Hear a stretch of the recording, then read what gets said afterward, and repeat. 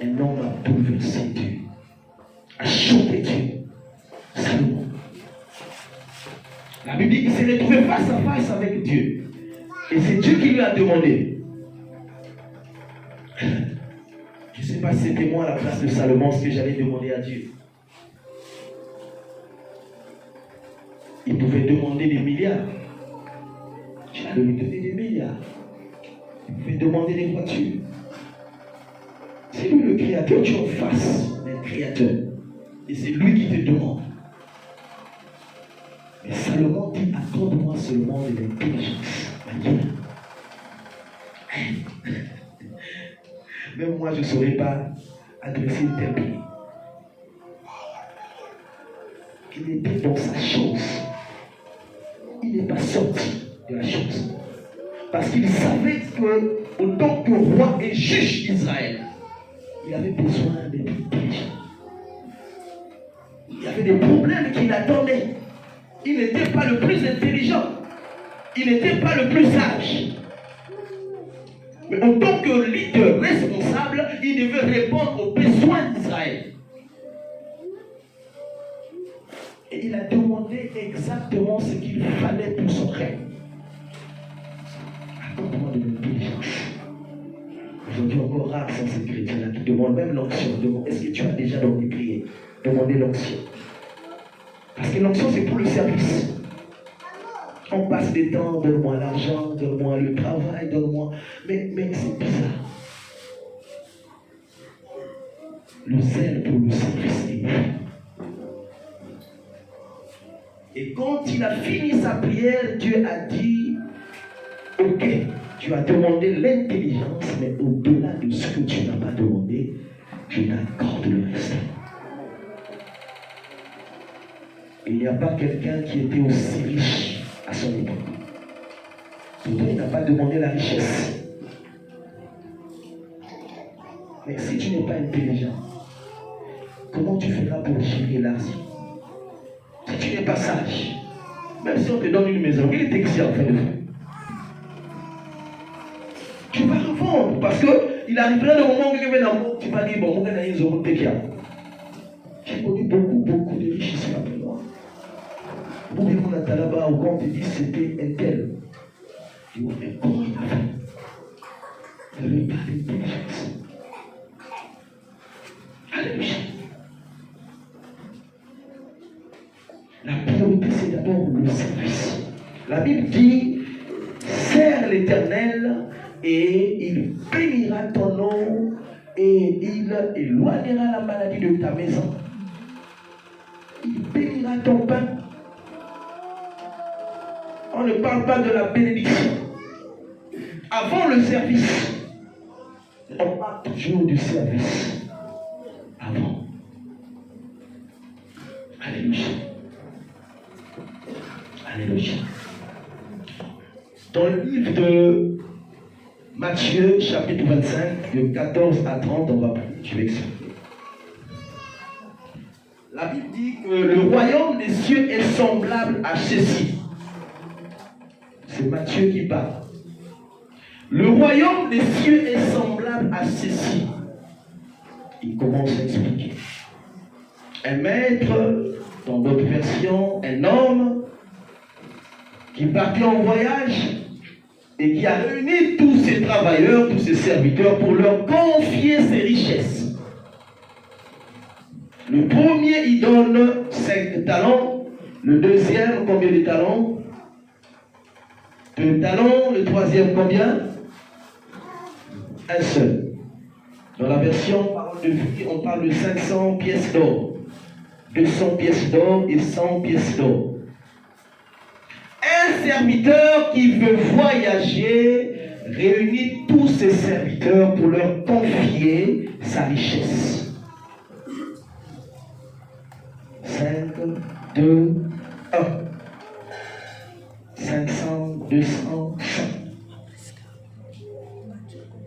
Et la Bible dit que après quelque temps, le serviteur, et plutôt le maître, quand il était de retour, il vient, il demande les comptes à ceux qui l'avaient confié ses richesses.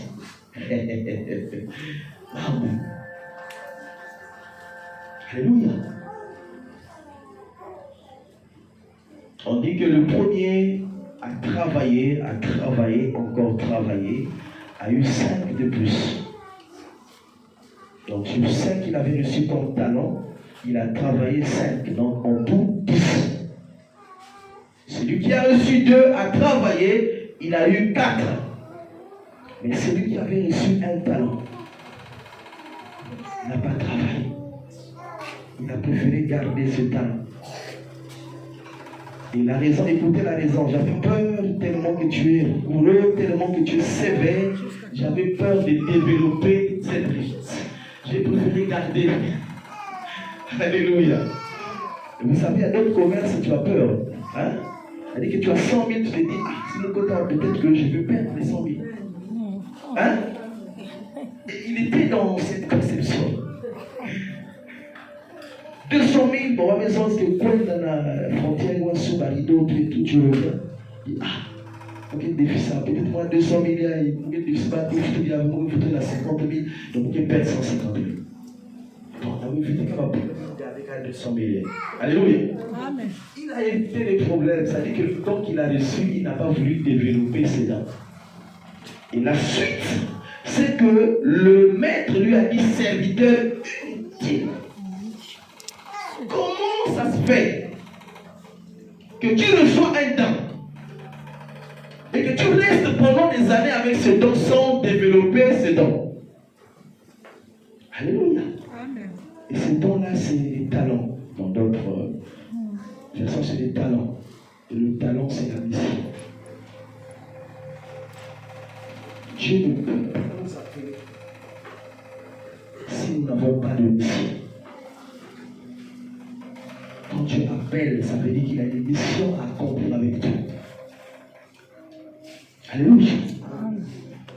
Et la mission là, c'est qu'il faut que tu mettes à la disposition de l'Église le talent que Dieu a reçu.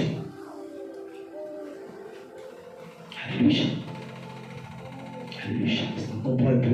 Amen. Ça rentre un peu. Amen. Le talent.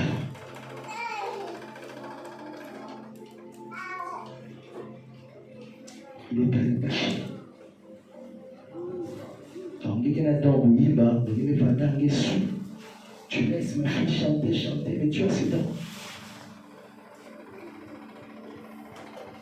Tu es là parfois, ça me boule moins et tout ça. Tu peux aussi. Tu peux faire laisser les autres faire. Et j'ai compris aussi par là que notre jugement dépend des dons que Dieu nous a donnés. C'est vous savez ça? C'est-à-dire que nous savons que juger par rapport à don et me. C'est ce que ça veut dire ce texte. Parce que son retour, c'est le jugement. Bon, Dieu me péché dans le livre. Il va te montrer tous les cultes. Et quand il va montrer comme ça, c'est pas pour il va monter la disposition de ton cœur pendant que tu chantes. Parce que servir, c'est pas seulement chanter, c'est pas seulement prêcher. Alléluia. Dieu sonde les cœurs, il sonde les reins. Il sait. Parce qu'aujourd'hui, nous avons des personnes qui peuvent te dire le contraire de ce qu'ils pensent de toi. Pour te faire plaisir. Il te dit autre chose, il pense autre chose. Il te convainc. Et tu es convaincu. Mais dans son cœur, il y a la cancer fourrée. Et si tu n'as pas le discernement, tu tombes. Amen. Alléluia. Amen. Dieu va montrer sur un tableau. Regarde ce que je t'ai donné comme don. Regarde ce que je t'ai donné comme cadeau. Et regarde ce que tu as fait avec durant tout le temps que tu restais à l'église. Et celui-là a été Jésus. Et la nuit, la Bible parle de la nuit. Alléluia. Le sel pour la mission, c'est le travail du Saint-Esprit.